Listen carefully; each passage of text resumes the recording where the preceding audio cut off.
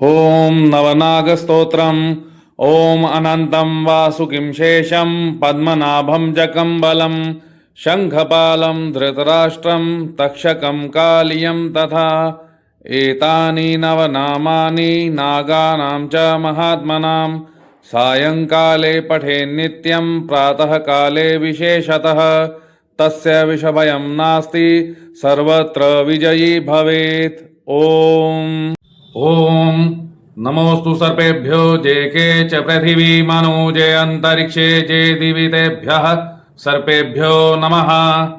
ओम नवकुलाय विद्महे विषदंताय धीमहि तन्नो सर्पः प्रचोदयात्। नाग पंचमी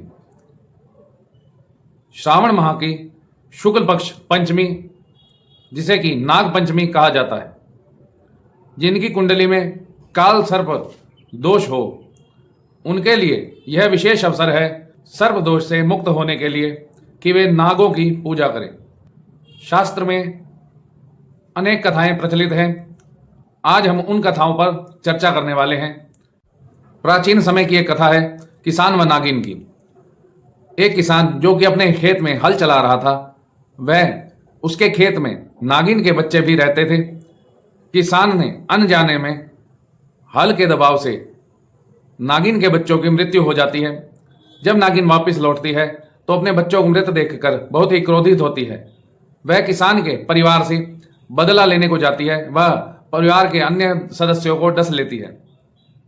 उस समय किसान की एक बेटी जो कि घर पर नहीं थी, उसे परिवार की यह दुखद सूचना मिलने पर बहुत ही दुखी होती है। वह यथाशक्ति पूरी श्रद्धा के साथ नाग देवता की पूजा व अर्चना कर परिवार की मंगल कामना करती है। वह लड़की नाग देवता से प्रार्थना करती है कि जाने अनजाने में जो भी अपराध मेरे परिवार या पिता द्वारा हुआ है, उसे आप क्षमा कर सबको जीवन दान दें। उसकी विनम्र प्रार्थना से प्रसन्न होकर नाग देवता परिवार को जीवन दान देते हैं। उस दिन से ही नाग पंचमी की यह कथा व पूजन प्रारंभ हुआ। यह कथा हमें प्रकृति और जीव के प्रति दया का संदेश भी देती है। एक अन्य कथा में आपने बहुत बार पहले भी श्रवण किया होगा, कालिया नाग व श्री कृष्ण की लीला, जिसमें कि कालिया नामक नाग यमुना नदी में वास करता था, जिससे यमुना जी का जल दूषित होने लगा। भगवान कृष्ण ने लीला कर कालिया नाग के फन पर नृत्य कर उसका अहंकार मर्दन किया व उसे समुद्र में जाकर वास करने को कहा। तब वे दिन श्रावण शुक्ल पक्ष पंचमी का दिन था। तब से ही यह दिन नाग पंचमी के रूप में मनाया जाने लगा। प्राचीन काल की एक और कथा जो शास्त्र में वर्णित है, जन्मेजय की कथा, जो कि राजा परीक्षित के मृत्यु उपरांत जब उन्हें पता लगा कि राजा परीक्षित की मृत्यु तक्षक नाग के काटने से हुई थी, तो उन्होंने सर्प यज्ञ की शुरुआत की, जिससे कि संसार भर के सभी तक्षक आदि सर्प मंत्रों के प्रभाव से आकर के यज्ञ में आहूत होने लगे। तक्षक नाग भी इंद्र की शरण में गए और अपने रक्षा की कामना करने लगे। कहते हैं कि महर्षि आस्तिक के प्रार्थना करने पर जन्मेजय ने इस यज्ञ को रोका था। उस दिन भी श्रावण माह की शुक्ल पक्ष की पंचमी तिथि थी, जिसे कि नाग पंचमी के रूप में ही मनाया जाने लगा, क्योंकि इस यज्ञ के रुकने से सर्प जाति विनाश से बच पाई थी।